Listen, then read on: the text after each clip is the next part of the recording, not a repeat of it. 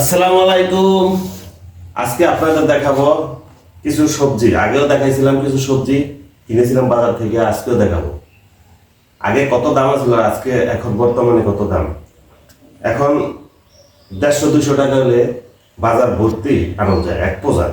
কারণ এখন কৃষকের প্রচুর পরিমাণ সবজি হয়েছে, আর যখন কৃষকের নাই তখন কিন্তু দাম অনেক বাইরে যায়।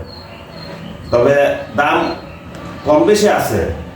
এখন সবজির দাম সবচেয়ে কম, কারণ আর অন্যান্য দাম কিন্তু কমে নেই। যেরকম সয়াবিন তেল, আটা, ময়দা, নিত্য প্রয়োজনীয় জিনিস, আরো জিনিস কিছুই কমে নেই। সরকারি কোনো জিনিসই কমে নেই। এখন কৃষকের যে জিনিসগুলি আছে, যেরকম ফুলকপি, পাতাকপি, শাকসবজি এবং পেঁয়াজ, এগুলির দাম একবারেই কম।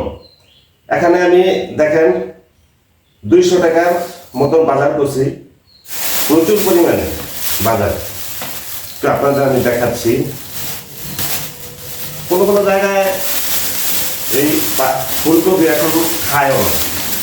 এই যে একটা ফুলকপি, এটা কোনো কোনো জায়গায় এখন গরুও খায় না, কারণ এই ফুলকপিটা মাত্র 20 টাকা। দেখুন কত বড়, একদম সলিড গৃহস্থের ক্ষেত্রে।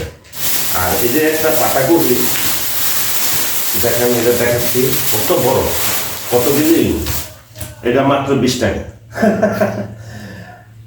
5 কেজি, 4 কেজি, 5 কেজি কম না। আর আলু 80 টাকা কেজি ছিল, এখন বর্তমানে আলু মাত্র 40 থেকে 50 টাকা কেজি। 1 কেজি আলু দেখুন, 50 টাকা 1 কেজি আলু। আর এই যে লেবু আনছি, 4টা লেবু, কত বড় বড় 4টা লেবু মাত্র 40 টাকা।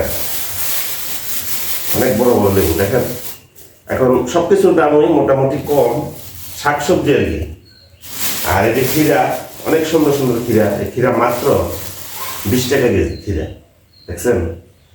তো আমাদের কৃষক ভাইদের এত কষ্ট করে ফসল ফলায়, তারপরে এগুলির দাম এখন কৃষকের এখন প্রচুর পরিমাণে পাওয়া যায়। কৃষকের নামছে এখন, এই জন্য দাম একবারে কম। আর কি বলবো, কিছু বলার নাই। আপনারা দেখেন এখন বর্তমানে শাকসবজি প্রচুর পরিমাণে, একবারেই কম। এখন আর কৃষকের পয়সা নেই। আর যখন আবার কৃষকের থাকবে না, তখন আবার অনেক দাম দেখাইতে হবে, বাইরে দেবো। আর কিছুদিন এটাই দেখাইলাম আপনাদের। সবাই ভালো থাকবেন।